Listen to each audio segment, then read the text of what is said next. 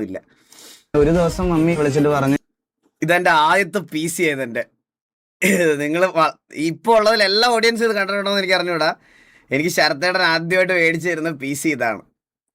ശരത്തേട്ടനെ ഞാൻ ലാസ്റ്റ് ഉണ്ടല്ലോ ഗൈസ്, നിയോ ടോക്കിയോടെ PC മേടിക്കാൻ പോയപ്പോൾ ശരത്തേട്ടൻ എന്നെ വിളിച്ചിട്ട് പറയാണ്, എൻ്റെ ആദ്യത്തെ PC നല്ല രാശിയായിരുന്നല്ലേ ഇത്, നിനക്കിപ്പോൾ എത്ര PC കിട്ടിയത്? സത്യമാണത്. എൻ്റെ ഫസ്റ്റ് PC ഇതെൻ്റെ ഹോസ്റ്റൽ റൂമാണ്.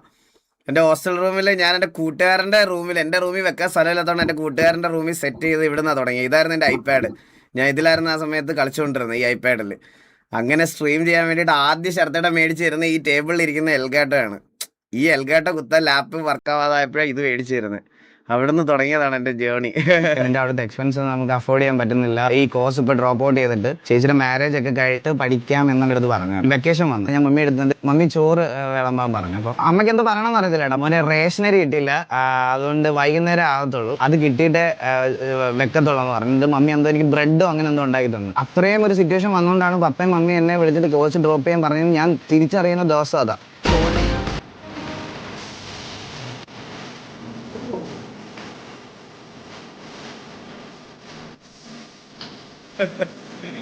എനിക്കുണ്ടല്ലോ ഒന്നും മിണ്ടാതെ നേരെ വന്ന് 30 ദിവസം സ്ട്രീം ഇട്ടാൽ ഞാൻ കോടീശ്വരനാ. 30 ദിവസം, ഒരു മാസം സ്ട്രീം ഇട്ടാൽ ഞാൻ കോടീശ്വരനാ. ഒരു വർഷത്തിൽ ഞാൻ കോടീശ്വരനാ.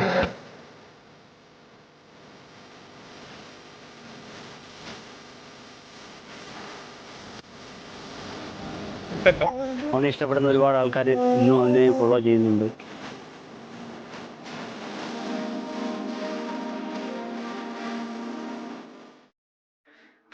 Thank you so much. നല്ല വീഡിയോ എടാ.